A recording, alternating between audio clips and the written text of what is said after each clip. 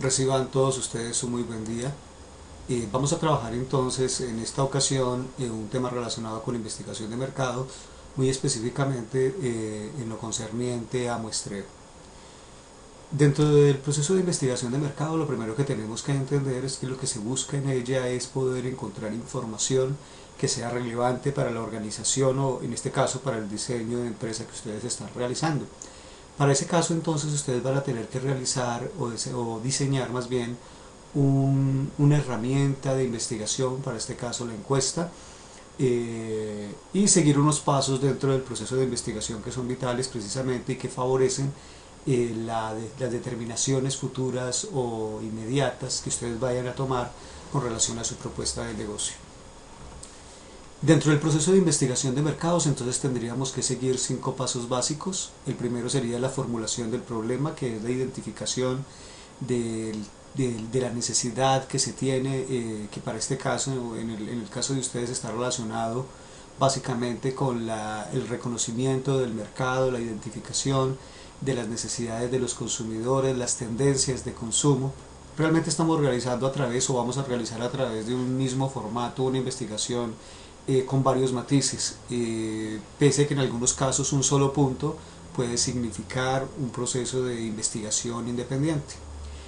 Para poderlo hacer, entonces obviamente tendríamos que hacer un diseño de la investigación que no solamente está enfocado en la elaboración de la herramienta, sino en la comprensión del tipo de investigación que vamos a realizar, el por qué vamos a realizar una investigación también relacionada con el desarrollo de cuestionarios, por qué lo utilizamos.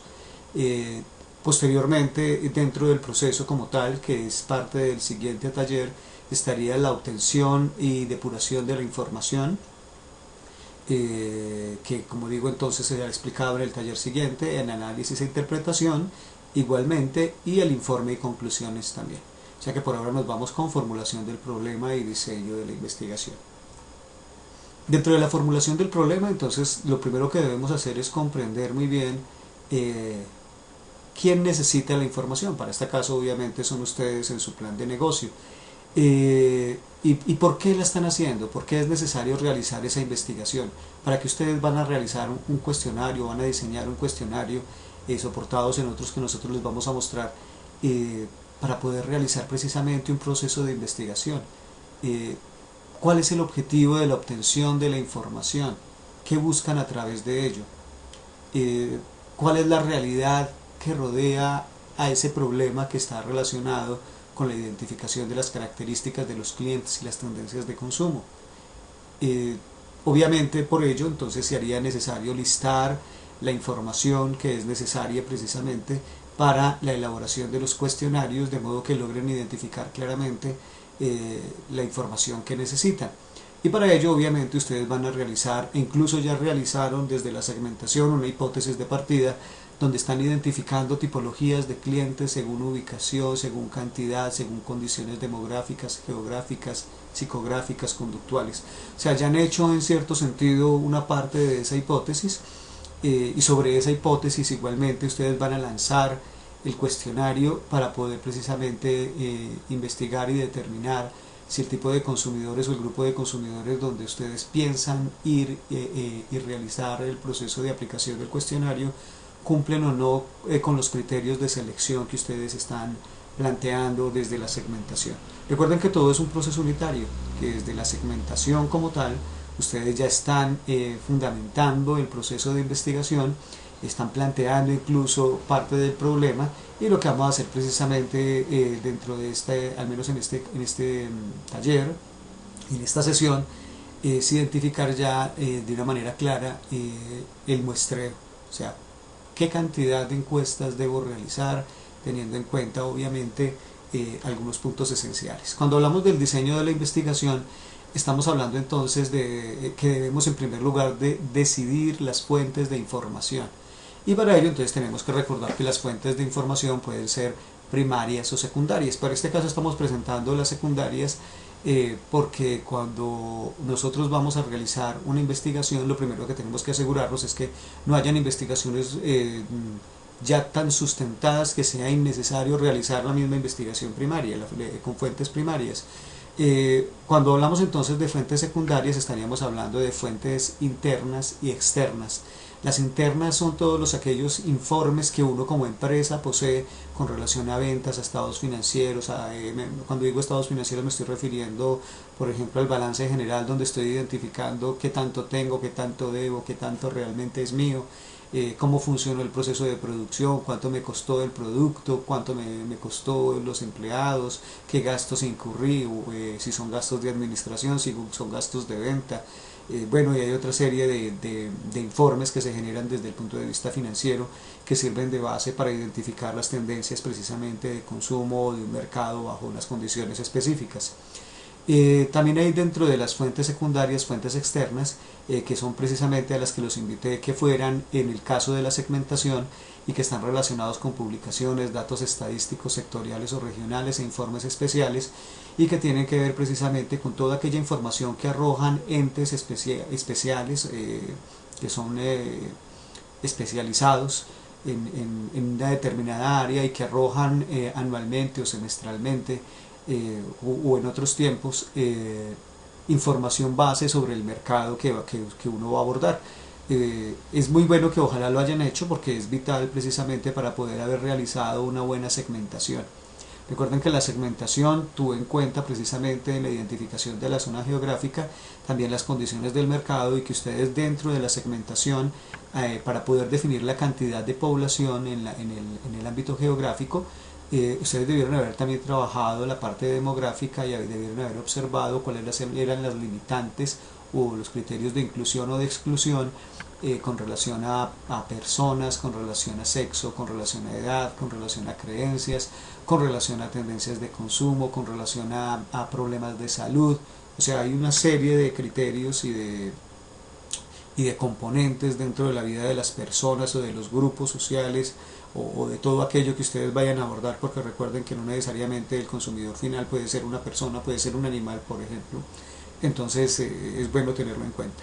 El segundo punto dentro de la decisión de fuentes de información estaría relacionado con las fuentes primarias. Esas fuentes primarias pueden ser cualitativas o cuantitativas. Voy a tocar someramente las cualitativas, que están relacionadas con todo aquel tipo de actividad que yo desarrollo para obtener información y que tiene que ver con reuniones, entrevistas, observaciones de campo. Pero nos toca dentro del proceso que estamos trabajando básicamente las cuantitativas, y en las cuantitativas específicamente tenemos entonces las encuestas, las coloco en naranja porque son precisamente las que vamos a trabajar, experimentos y observación. Dentro de lo cuantitativo ustedes pueden observar que existe también lo exploratorio y lo concluyente. En el caso de lo exploratorio, entonces estamos hablando que es toda aquella acción que yo realizo para tratar de enmarcar el problema, que permite profundizar en el mismo.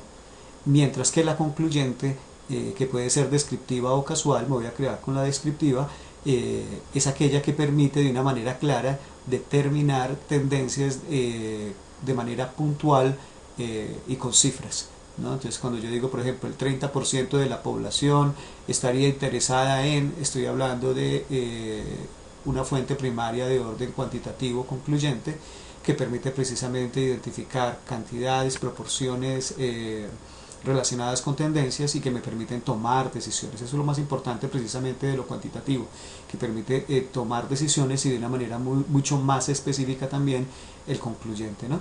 Entonces vamos a trabajar el uso del cuestionario bajo muestra representativa. Otro elemento que tiene que ver con el diseño de la investigación es el muestreo. Cuando hablamos de muestreo, entonces tenemos que hablar de 4 conceptos base. El primero está relacionado con la población concebida como el universo, o sea, como la totalidad de la población, donde se pueden encontrar individuos, animales u objetos con características comunes observables, que es distinta a la población de estudio. O sea, yo puedo tener un grupo de población que cumple con unos criterios específicos, pero cuando yo hago más específicos esos criterios y empiezo a decir, por ejemplo, son niños entre 6 y 10 años, de estrato 3, por ejemplo, que viven en tal región, estoy creando una población de estudio que se convierte obviamente en un grupo de estudio. En ese caso, entonces, la población de estudio es la porción del universo que cumple con los criterios de selección. Para ese caso nosotros ya tenemos, en el caso de los criterios de selección, parte del trabajo adelantado desde la segmentación, porque ya hemos identificado a quiénes nos vamos a dirigir, si van a ser personas, si van a ser empresas, si van a ser negocios, qué va a ser. Eso ya lo tienen ustedes diseñado en la segmentación, por eso es muy importante haberla realizado con certeza, utilizando informes socioeconómicos, investigando un poco acerca del mercado, para que podamos acercarnos un poco a las tendencias incluso que ya se dan y que nos pueden ayudar para la definición del muestreo. El tercer componente entonces se llama muestra. No sé si es tercero o cuarto, porque ya hablamos un poco acerca de los criterios de selección, que corresponde entonces al subconjunto de la población de estudio sobre el que se realiza la investigación de manera directa. Su tamaño debe ser representativo y debe favorecer la generalización de los resultados en relación a la población estudiada.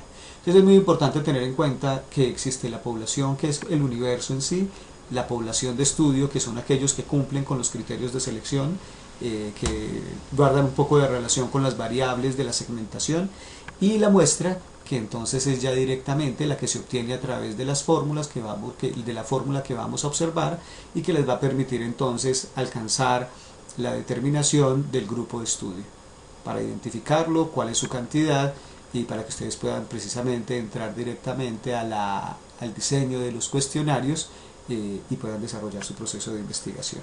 Es bueno tener en cuenta también que cuando hablamos de generalización de los resultados, estamos hablando de la extrapolación de la información con relación a la población de estudio. O sea, la población universo es aquella sobre la cual yo voy y observo las probabilidades de encontrar un grupo sobre el cual yo pueda influir a través de mi producto. La población de estudio es aquella realmente a la que yo voy a analizar, que es la población segmentada, y la muestra es la porción de la población de estudio sobre la que yo voy a realizar la investigación, para que a partir de los resultados que obtengo de ellos yo pueda hablar o pueda generalizar sobre la población de estudio. Entendido esto, entonces tenemos que entender también que los tipos de muestreo pueden ser probabilísticos y no probabilísticos. Cuando yo hablo de un tipo de muestreo probabilístico, es cuando todos aquellos elementos, en este caso los individuos, personas o animales, u objetos en algunos casos, tienen la misma probabilidad de ser elegidos. Los probabilísticos no todos tienen la misma probabilidad. En este caso entonces, dentro de los tipos de muestreo probabilístico encontramos el aleatorio, que se realiza al azar, el sistemático, donde se aplica una fórmula y después el resultado de esa fórmula se divide la población de estudio entre la muestra. Obviamente entonces ya se aplicó la fórmula, se tiene la población de estudio, se divide una entre otra y se obtiene entonces la forma como se realiza la encuesta.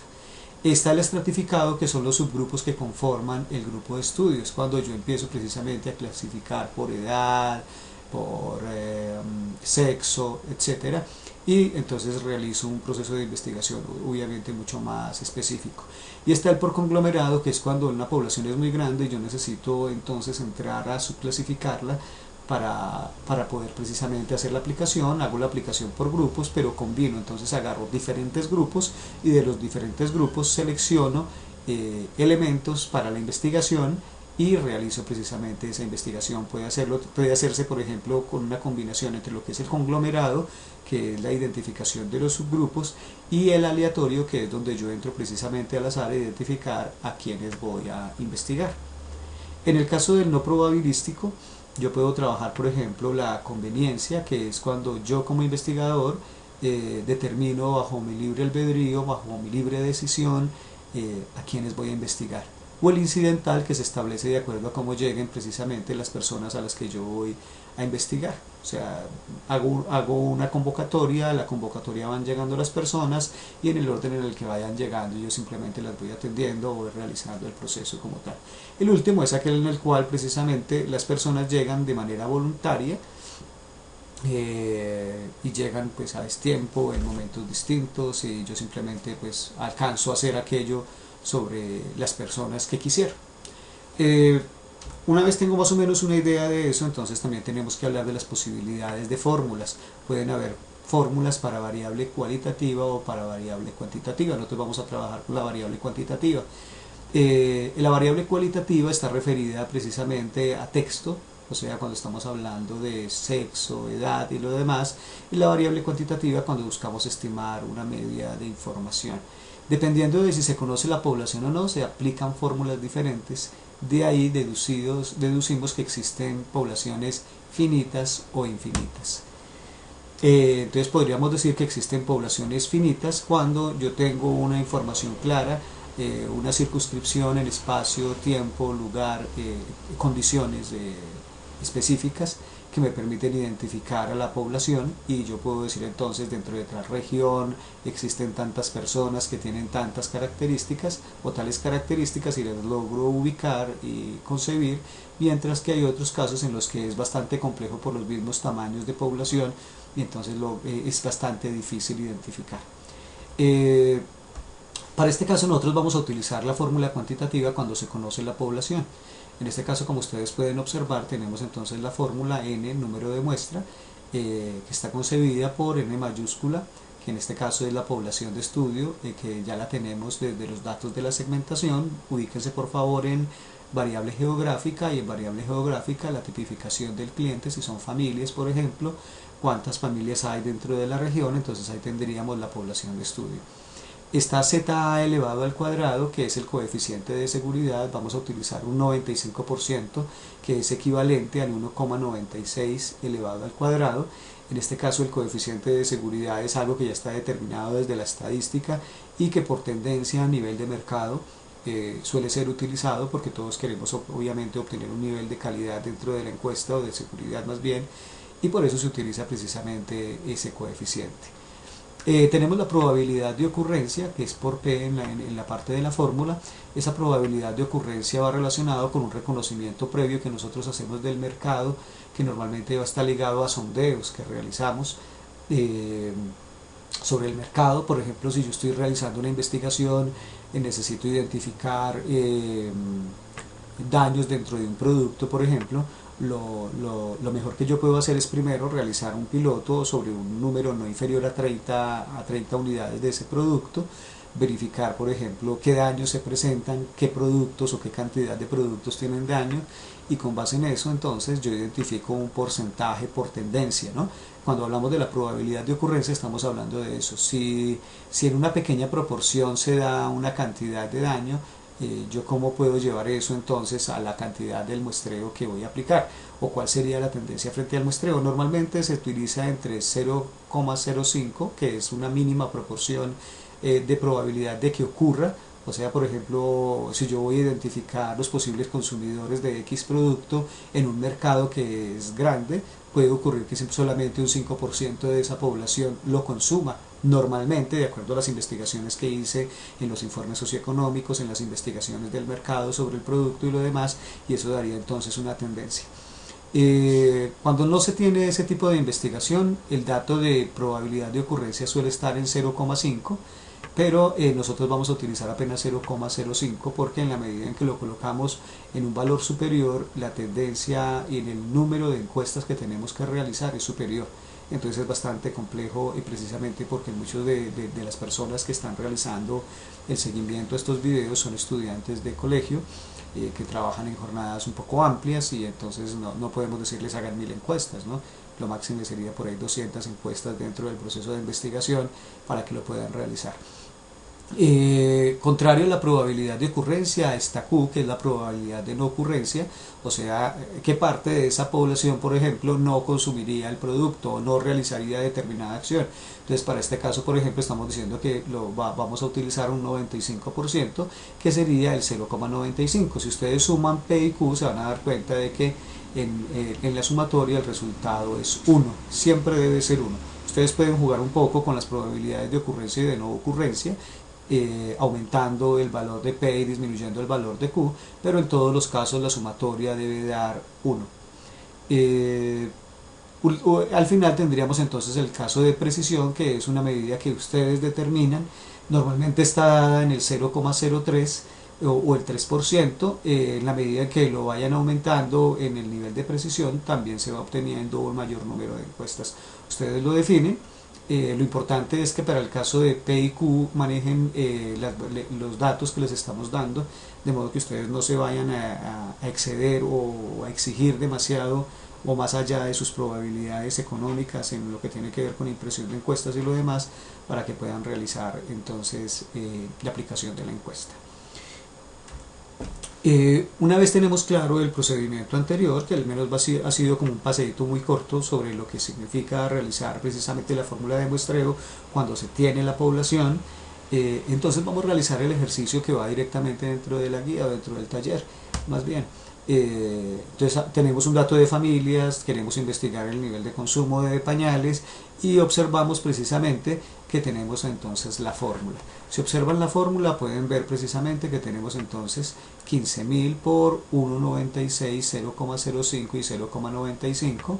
Llevamos la de precisión al 0,03 elevado al cuadrado y estamos precisamente intercambiando la información que tenemos acá. Recuerden dentro del proceso de elaboración que ustedes primero deben realizar la multiplicación en la parte del dividendo, del divisor, perdón. Deben identificar entonces 0,03 elevado al cuadrado por 15.000 menos 1, hacen la operación, después hacen la operación de 1,96 elevado al cuadrado por 0,05 por 0,95 y después la suman para que pueda precisamente darles el resultado debido, porque en algunos casos se me enredan, y hacen la operación de manera lineal, o sea, sin hacer operaciones independientes, y eso da como resultado cifras que no aplican, ¿no? Entonces, pues obviamente esto es un principio matemático básico, pero en muchos casos ustedes cometen el error y es necesario que quede bien identificado. Entonces, si ustedes hacen la operación y hacen el seguimiento, precisamente de 15.000 por el 1,96 pasa a 3,8416 por 0,05 por 0,95 y llevan el 0,03 elevado al cuadrado a 0,0009 por el dato que da 15.000 menos 1, que es 14.099.